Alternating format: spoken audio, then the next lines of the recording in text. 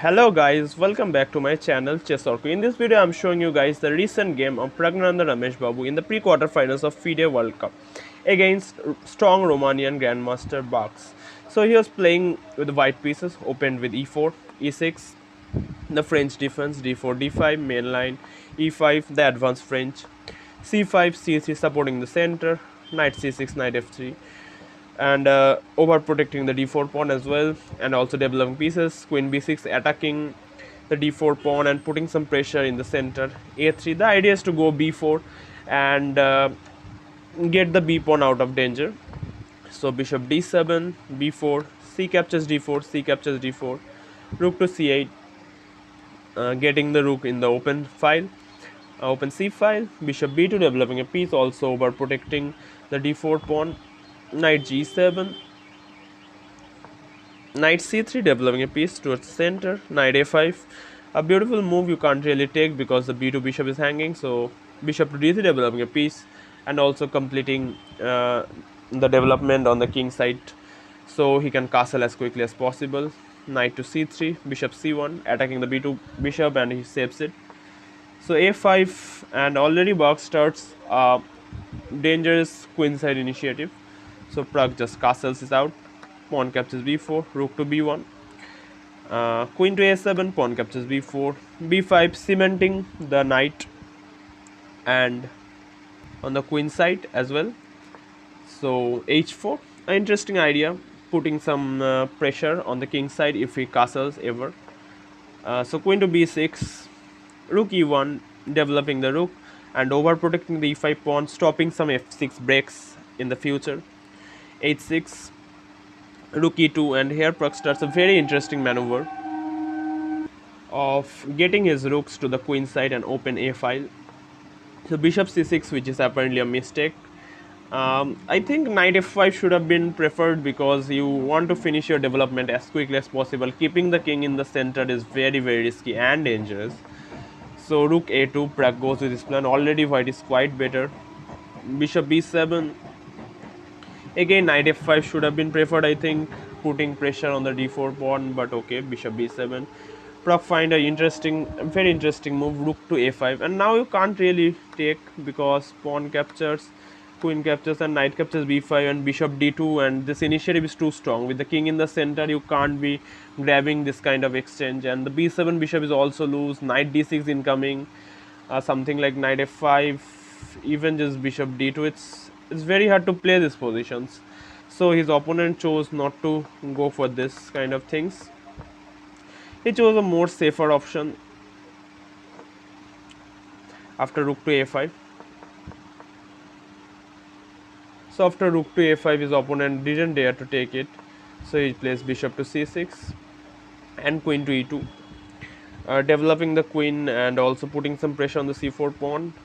And this engine is low depth, of course, so the engine thinks black is better. But first of all, look at the evaluation. The engine doesn't even understand this position. This is so complicated. So g6, again knight f5 should have been preferred by his opponent. Rook b a1, protecting the rook and also getting the a file completely. Again, taking is too risky, b captures, and the b5 pawn is also weak. So his opponent didn't take, he plays knight to f5 now, but it's too little too late because rook a6, queen d8. Again, taking on d4 is something he could have played, but that is too risky, I guess. Knight captures d4 and rook captures b6 is also fine. Knight e2, bishop e2, just lose a piece. So queen d8, g4, a beautiful move, and he sacrifices the h4 pawn. Knight captures h4, knight captures h4, queen captures h4, bishop captures c4, b captures c4, and here Pragg picks up his rook and sacrifices the rook. A brilliant rook sacrifice. Rook captures c6 and it's all over. This is called high class, high level calculation from Pragg Ramesh Babu, and wonderful move. Rook captures c6 is borderline force, otherwise you just lost a piece. Rook a8 check. The idea is very simple, to get the king out in the open. King to d7 is kind of forced. King e7 is already runs into some b5 knight d5 nonsense. So queen f3 attacking the f7 pawn, and here his opponent plays f5. Of course, you don't want to take in person or something, then the file would be close. And here Pragg also find a very precise move, b5. You can't really take on g4 because c6 is hanging, so his opponent played rook to c8, and here Pragg finds another amazing move. He picks up the knight and sacrifices the knight, and you can't really take this knight because queen captures d5, and it's made in very few moves. It's made, if you go here, it's already check, and it's getting mated.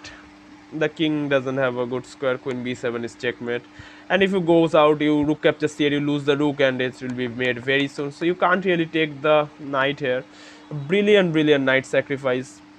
His opponent has to go for this minus or losing, completely losing endgame. Queen captures g4 check, queen captures g4, f captures g4, knight b6 check. That's the idea. King c7, knight captures c8, king b7. His opponent gets back the piece, but he is losing all the pawns. Rook to a6, king captures c8, rook captures e6, king b7 again. I mean, taking again, playing something like some passive moves like rook g8 would run into rook c4 check, and you lose your asset, the c pawn. His opponent prefers to keep the c pawn, so he plays king b7, but it's all over. Rook captures g6, rook e8 is also fine. It's completely winning already.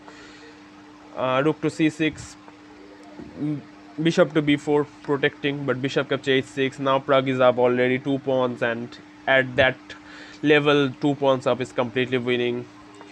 So rook to d8, his opponent tries his luck, but rook c4, bishop a5, e6. The pawns are rolling. It's like it's an avalanche of pawns. The center pass pawns will win the game for Pragnanda Ramesh Babu. e7, another good move. Rook e8, bishop to g5, protecting the pawn. Of course, you don't want to give up the pawn on the e7 square, which is the asset. So king captures, rook c5 check, king b6, rook d5, bishop b4, and rook to d8, and he loses the exchange as well. Rook captures e7, bishop captures, rook c8, and his opponent tries the final thing, but it's all over. After rook captures c3, his opponent resigns, and Pragnanda reaches the quarterfinal.